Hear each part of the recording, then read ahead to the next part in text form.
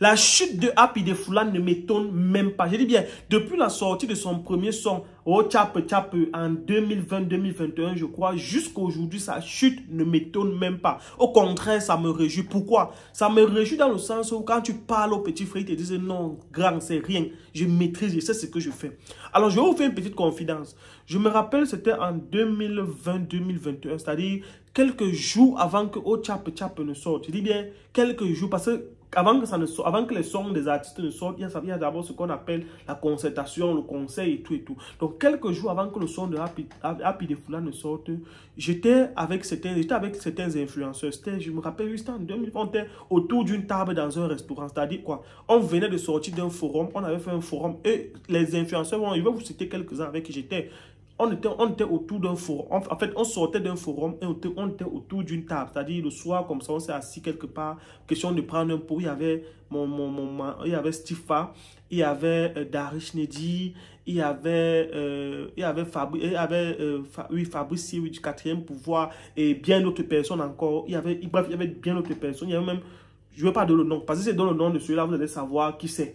Et le grand frère va se reconnaître quand il va voir ma vie. Alors, ce qui se passe, c'est que le grand frère expliquait comment le projet, en fait, il expliquait la petite tiraillerie qui avait avec les Cancan avant même que le son ne sorte. Et tout, quand il expliquait ça, quand il expliquait la tiraillerie, là, bref, il expliquait comment ils ont eu à négocier, batailler pour que KJ, bref, pour que ça monte et tout, pour que ça sorte et tout. Et dans tout ce que le grand frère expliquait, c'était bien en fait, parce que c'était un projet qu'ils ont investi dedans, chacun a mis son temps et ils ont produit, ça sort, c'est normal que chacun doit manger.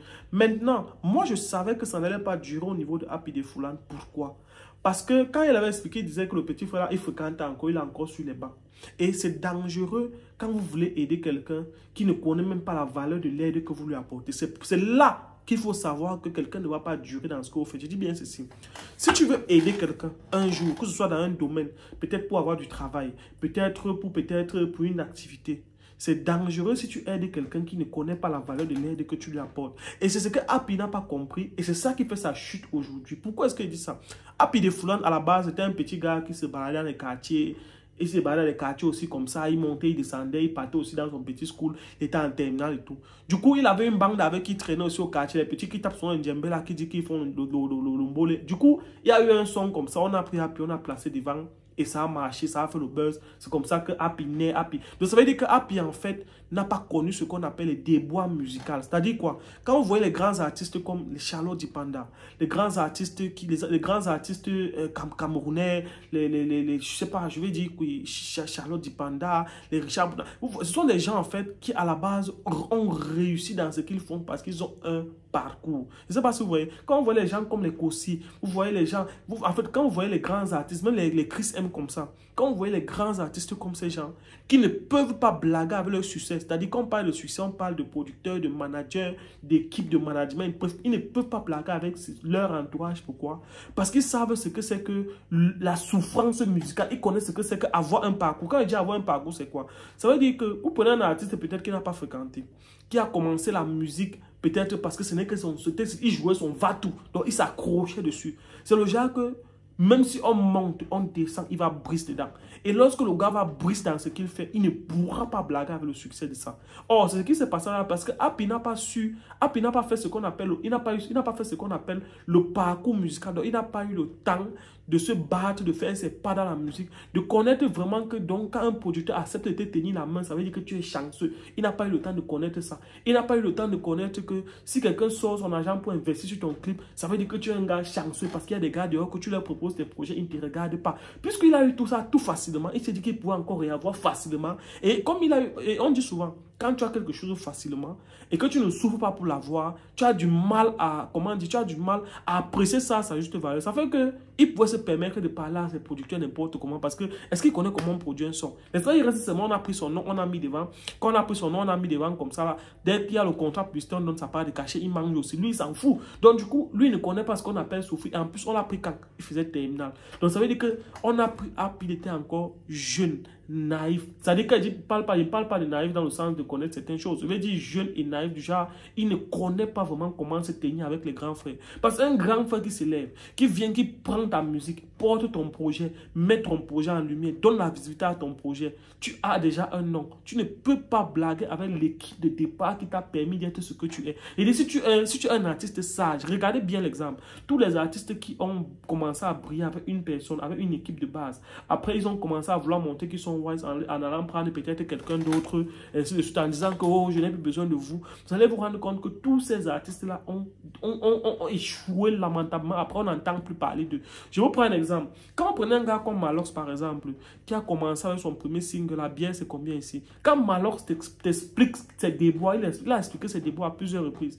Quand il explique ses déboires ici tous les jours en disant que, gars, il a fait la rue, il a été obligé de se débrouiller et tout. Tu comprends qu'à un moment donné, le gars était dans une optique où, gars, la musique c'était son va-tout. Ça veut dire que ou la musique ou rien. Ça fait que dès qu'il avait la petite faille possible, le gars n'hésitait pas à exploiter ça pour devenir quelqu'un. Ça fait que même quand il a eu la petite faille, il a eu la visibilité, il sait que là où il est là, il ne peut pas blaguer avec. Mais un petit comme Happy de Fulane, il se dit, j'ai fait le son avec tel artiste, j'ai chanté, je passe dans certains endroits. Il oublie que c'est la force des managers, c'est les contacts des managers, c'est les contacts des producteurs qui font en sorte qu'il ait la visibilité. Parce que c'est ce que les gars oublient souvent. Parce que quand les artistes, voilà ce qui se passe. Quand tu es artiste, tu montes, tu gagnes en visibilité, tes sons deviennent écoutés partout. Tes sons sont écoutés partout. Les artistes oublient généralement que comme mon son est écouté partout, c'est mon producteur qui au départ a financé le clip pour que ce soit réalisé. Maintenant, il oublie encore que pour que le son passe dans les radios, les chaînes de télé et tout, c'est mon manager qui, par son contact, a eu à appeler, négocier parce que mon son est passé peut-être à trace. Parce que lui, quand il va voir ça passe à trace, c'est qu'on ne lui dit pas toute la magouille ou bien toutes les réflexions qu'on a fait derrière. Il croit que c'est facile. Du coup, à un moment donné, un enfant pour qui tout a été facile, il va se lever, il va parler mal à tout le monde, il va vociférer sur tout le monde, vous traiter comme du n'importe quoi, et il oublie qu'à comme il était à 10 là, il peut redescendre à 0. Et ce qui est encore plus pire, c'est que ce genre d'enfant devient encore plus dangereux. Pourquoi? Parce qu'il est déjà monté à un certain niveau de la société qui fait que quand il se voit encore redescendre, il est prêt à faire tout ce qui est possible, même l'inimaginable, pour remonter au même statut qu'il avait. Il dit bien ceci, un gars comme Happy est dangereux à nos jours. Pourquoi? Parce que hier, il est monté, il avait la visibilité, il côtoyait les grands, il côtoyait tous ces gens-là. Il était frais, il était chaud, il avait les petits partout qui le draguaient et tout. Il avait peut-être sa bindi caisse, il a eu les petits contrats avec les MTN et tout. Du coup, aujourd'hui, quand il se voit encore être là où il est, c'est-à-dire redescendre encore à 0, 3 fois plus bas que terre, là où il est là, il est capable de mettre sa main n'importe où pour rehausser et remonter comme il était auparavant.